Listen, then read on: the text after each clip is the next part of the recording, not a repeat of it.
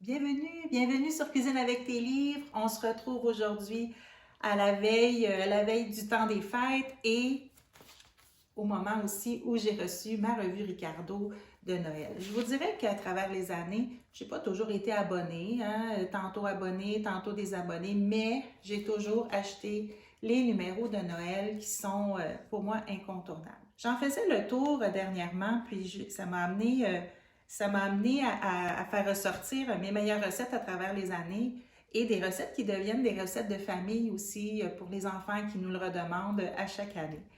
Ce qui est intéressant avec les revues de Ricardo, c'est que des fois, on regarde le souvenir de la recette qu'on a fait puis on ne la retrouve pas. C'est souvent mon cas, mais on sait que le site web va venir à la rescousse.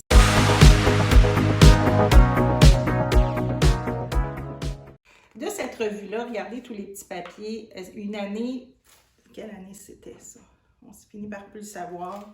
Ça fait pas très longtemps, là, elle n'est pas très usée. Je m'étais donné, j'avais fait pratiquement tout le thème recevoir pour la première fois où Ricardo montrait sa fille finalement là, qui recevait. Donc on avait comme une couronne de Noël avec des fromages et raisins, c'était vraiment bon. Une petite entrée avec du saumon fumé aussi, avec un petit gravlax si on veut.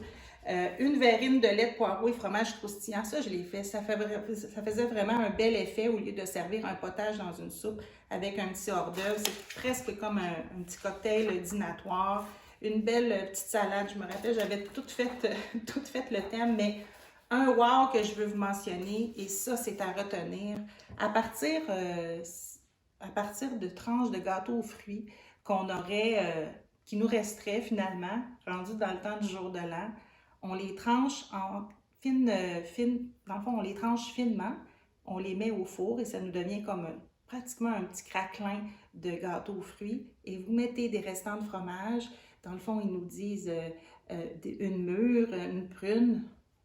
Prenez les fruits qui vous restent et ça vous fait, je vous dis là, fromage fruit avec un restant de gâteau aux fruits qui est comme rôti. C'est vraiment bon. C'est épatant aussi, c'est original. Puis finalement, ça se fait avec des restants. L'année dernière, et là, je m'en souviens très bien, parce qu'il y avait un spécial VG dans cette revue-là. Et nous autres, on a 3 filles, mon conjoint et moi. Et parmi nos filles, disons qu'on a plus de 50% qui mangent plus de viande. Pas végane, mais plus de viande. Ou sinon, des fois même, préfèrent ne pas manger de viande. Donc, j'ai toujours, là, depuis un certain temps, 2 menus aux fêtes. Ça me fait plaisir de le faire. C'est pas du tout un fardeau. Donc, je suis toujours à l'affût de nouvelles recettes. Et là, on avait, je l'ai fait l'année dernière, le pot de paille végétalien aux légumes. C'était vraiment bon, sauf que ça attend mal. Je l'avais fait un peu à l'avance, puis là, il y avait un petit peu trop réduit. Donc, à 4 heures l'après-midi, c'était savoureux, mais quand je l'ai servi, c'était un petit peu trop réduit. Mais c'est une super bonne recette avec une espèce de petit biscuit sur le dessus. C'était vraiment super. Et je m'étais donné, comme on dit, j'avais fait le bœuf Wellington végé. Alors, à partir d'une duxelle de champignons, et tout est autour de ça, avec la bête à carte, du sarrasin, avec une pâte feuilletée. C'était vraiment bon, sauf que, et là, si vous voulez le faire, là, il faut faire attention. Le duxelle de champignons, je l'avais fait au robot, mais à un moment donné, je l'avais laissé un petit peu trop longtemps, donc c'est là que ça avait joué au niveau de la texture. Donc, pour la refaire, je vous dirais que je ferai les champignons au couteau, comme ça on est certain d'avoir la texture recherchée. C'est vraiment intéressant là, comme recette. Et enfin, ça, je l'ai fait sur ma chaîne, gâteau aux épices et à la mélasse. C'est une très bonne recette qui se fait avec tout ce qu'on a, pas au frigo, mais dans le garde-manger. C'est vraiment une bonne recette parce que c'est toutes les épices là, qui relèvent le gâteau. Donc, vous le verrez sur ma chaîne. Je pense que je pourrais le mettre juste ici. Voilà. Alors, une recette dans cette revue qui a été faite spécifiquement pour une de nos filles qui adore le risotto.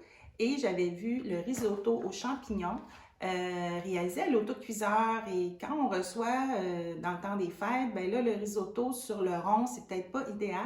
Alors, je l'avais testé, le risotto aux champignons, qui est aussi dans le numéro spécial de l'autocuiseur de Ricardo.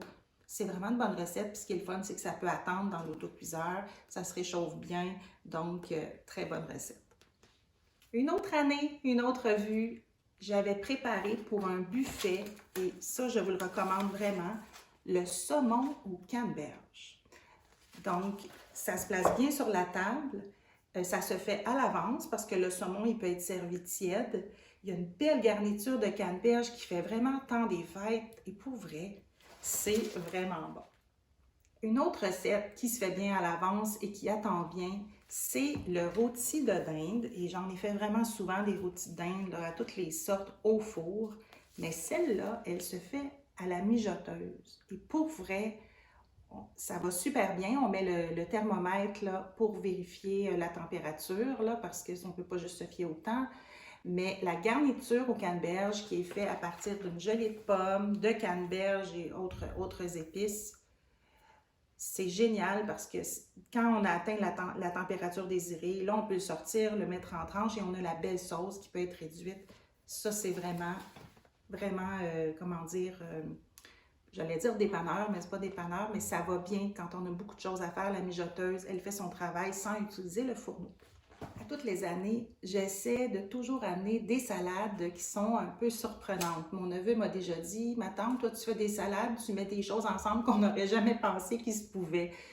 Style de salade de fenouil et pommes, etc. Mais là, cette année-là, j'avais fait betterave et haricots au bacon et salade de choux rouges à la pomme et au canneberge. Et ça, c'est vraiment des salades, je trouve, qui sont sur le thème de Noël, de par les couleurs, mais elles sont vraiment savoureuses et elles accompagnent bien justement le rôti de dinde là, quand on en a. Ça change un peu d'avoir seulement les pommes de terre. On arrive avec des beaux légumes au centre de la table et les gens se servent selon leurs envies.